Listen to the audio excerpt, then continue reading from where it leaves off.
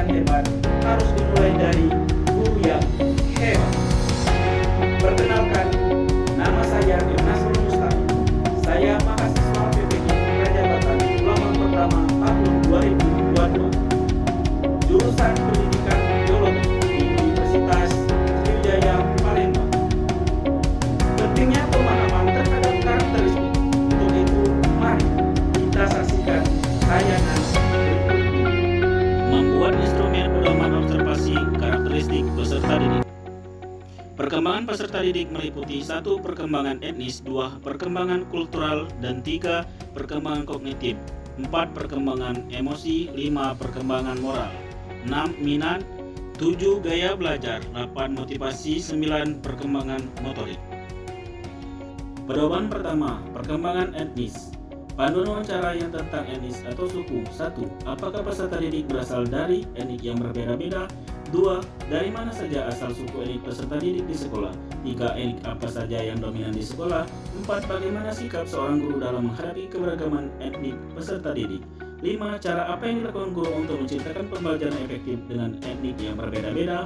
6. Apakah kendala dalam menciptakan pembelajaran yang efektif dengan beragam etnik peserta didik?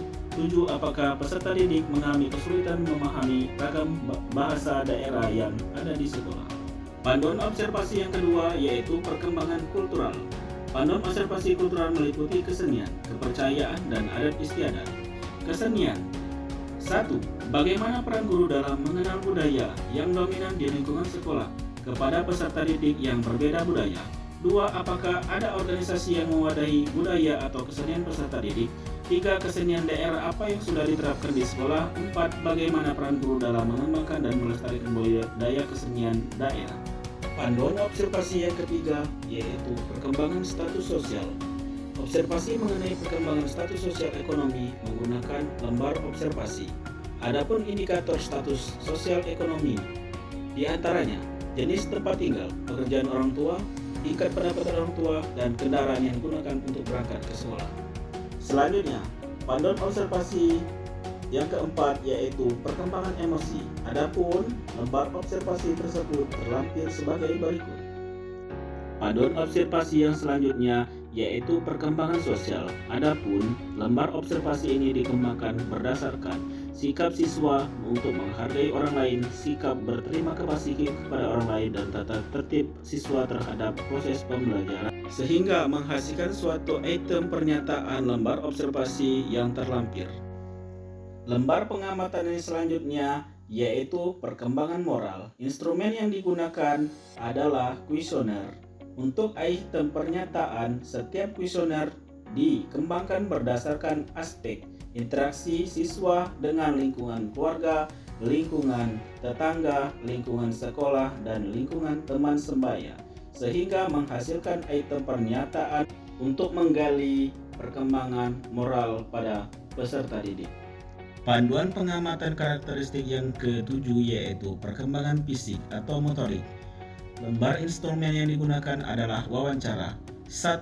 Apakah Anda memiliki gangguan penglihatan? 2. Apakah Anda memiliki gangguan verbal mengungkapkan argumen? 3. Apakah Anda mempunyai gangguan pendengaran? 4. Apakah Anda memiliki uraian penyakit? Dan 5. Apakah Anda memiliki keluhan fungsi gerak? Dan 6. Apakah bentuk tubuh Anda mengalami gangguan? Halo calon guru hebat. Sebelum kita melanjutkannya, mari kita sama-sama menjawab pertanyaan ini. Apa yang Anda ketahui tentang minat? Ya, benar sekali.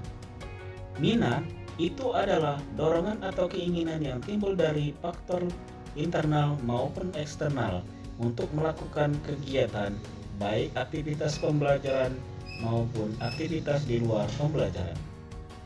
Terus, bagaimana mengukur minat peserta didik? Iya, benar sekali, menggunakan kuesioner. Untuk itu, mari kita lihat penjelasan selanjutnya. Untuk mengukur minat yaitu menggunakan kuesioner.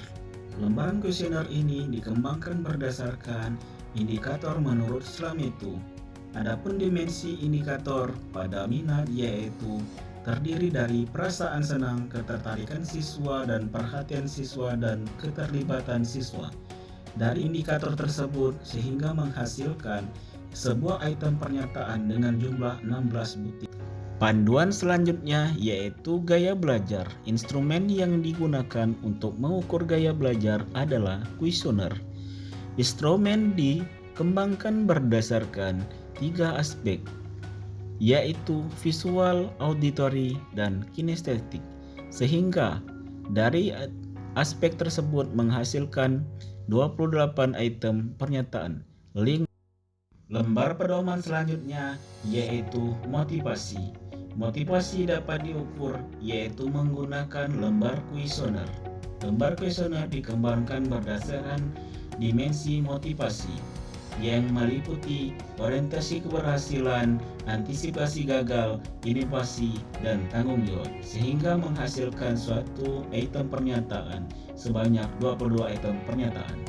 Dari hasil pemetaan terhadap karakteristik peserta didik sehingga memudahkan guru untuk mengetahui strategi yang akan dilakukan dalam proses pembelajaran. Cukup sekian penjelasan video ini, saya ucapkan terima kasih. Wassalamualaikum warahmatullahi wabarakatuh.